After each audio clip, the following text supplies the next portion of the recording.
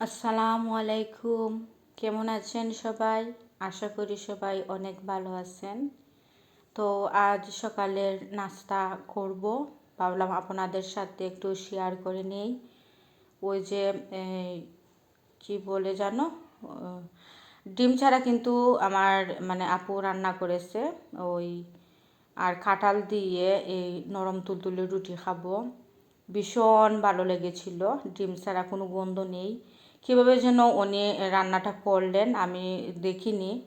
তো সকালে উঠেই দেখলাম যে ফাটায় পিষে কিছু চাল আপু করে রেখেছিল, ভিজিয়ে রেখেছিল। তো পাটা দিয়ে একদম মিহি করে বেটে নিয়েছিলেন, নিয়ে আর খুবই সুন্দর করে মানে রুটিটা বলে নিয়েছিলেন।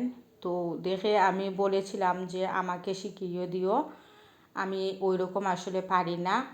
তো ডিম না ছাড়া আর কোনো ময়দা না ছাড়া ওই রকম তুলতুলে নরম করে মানে খেতে ভীষণ ভালো লেগেছিল।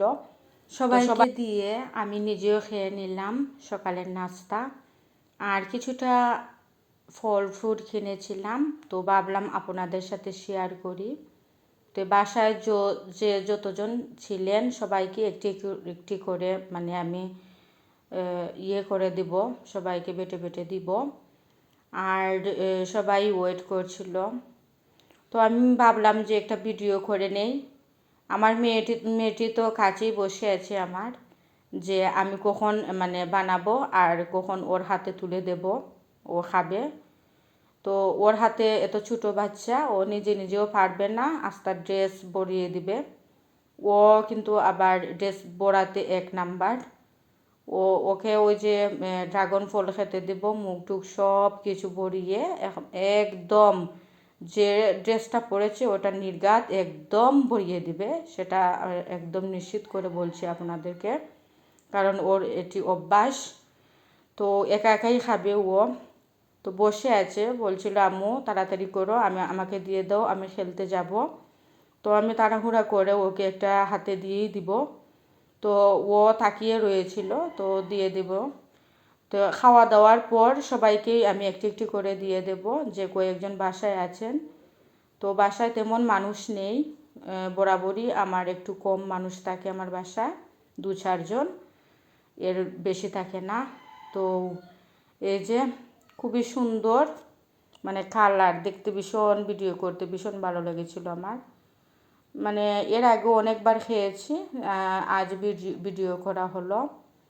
নিজের কাছে প্রচণ্ড স্বাধীন স্বাধীন ভাব লাগে। ওই যে আমাদের বাংলাদেশ আবার মনে হয়েছিল যে যুদ্ধ করে আবার মানে অনেক রক্তর বিনিময়ে আবার দেশটা স্বাধীন হয়েছে, আমার কাছে এরকমই মনে হয়। তো যাই হোক, আমার রাস্তার মাঝে হাঁটাচলা করলে মনে হয় আমার দেশ স্বাধীন, কেন জানি আমি জানি না। আর বের হয়ে মানে সব মানে কি বলবো, একটা নিঃশ্বাস যেন আমি জোর দিয়ে ছাড়তে পারি। ইনশাআল্লাহ আমি দোয়া করি পরবর্তী প্রজন্ম যারা আছেন তারা দেশটা খুবই সুন্দর করে পরিচালনা করবেন, আর মুক্ত থাকবে, দুর্নীতি মুক্ত থাকবে, এটাই আমি দোয়া করি। আর দেশের প্রত্যেকটা মানুষ যেন শান্তিভাবে বেঁচে থাকতে পারে, এটি আমি দোয়া করি। আর সঠিকভাবে নির্বাচিত করেন এমন এক ব্যক্তি যিনি বাংলাদেশের যোগ্য মনে হয়। আর ওনার ভেতরে কোনো হিংসা হিংসি, এক দল থেকে আরেক দলে হিংসা হিংসি যেন ভেদাভেদ না থাকে। এক দল আসলে বাংলাদেশে দেখবেন যে ওই মানে অন্য দলের আক্রমণ শুরু হয়, তো আবার ওই দল আবার আসলে তো আরেক দলের আক্রমণ শুরু হয়। এরকম হানাহানি যেন বাংলাদেশে আর না হয়, সেটি আমি দোয়া করি। অনেক মানুষ কিন্তু এমনিতে মারা গিয়েছেন, আমি আর চাই না এরকম রক্তপাত। তো আমি একটু দোয়া করি যে বিরোধী দল 3 দল থেকে যেন এক দল নাও হয়, মানে এরকম কি বলবো, প্রধানমন্ত্রী যেন এরকম না আর হন।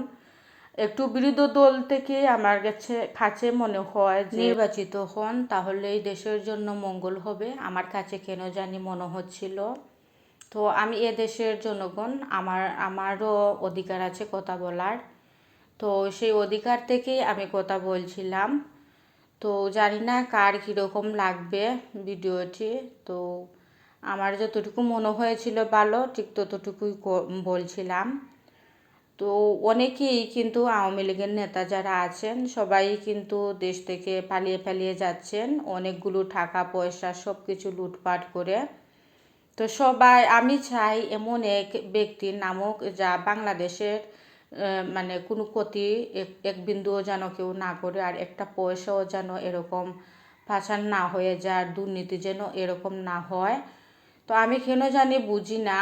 তো এ সরকার এসেছে লুটপাট করে নিয়েছে, তো বিরোধী সরকার যদি আবার আসে তাহলে ওনারাও লুটপাট করে আবার চলে যাবে। এটি হচ্ছে বাংলাদেশের কি বলবো অবস্থা। তো যাই হোক, আমি আমার একটি ফেভারিট খাবার শেয়ার করব আপনাদের সাথে। তো আমি লতি নিয়েছি, কচুর লতি নিয়েছি, আমার পরিমাণ মতন লবণ নিয়েছি, আর আধা চামচের মতো আমি মরিচ নিয়েছি, আর হলুদ দিয়ে দেব পরিমাণ মতো। তো দিয়ে আমি ওই যে কয়েক টুকরো শুটকি, দু টুকরো শুটকি নেব, আর অর্ধেকটা মানে 6-7টি কাঁচামরিচ নেব, আর 4-5 কোয়া নেব রসুন, আর অল্প কিছু পরিমাণ আমি কিন্তু নেব ছোটো সাইজের একটি পেঁয়াজ। আপনারাই একটি নিতে পারেন, আমি অনেক বড় ছিল পেঁয়াজ, অর্ধেকটি নিয়েছি, ওই যে অল্প একদম। তো আমি পাটা দিয়ে বেটে মানে নিয়েছি। তো আমি যে বেটে নিয়েছিলাম পাটা দিয়ে ওইগুলো দিয়ে দিলাম আবার ওই জায়গাতে, আর অল্প কিছু পানি এড করে নিয়েছি।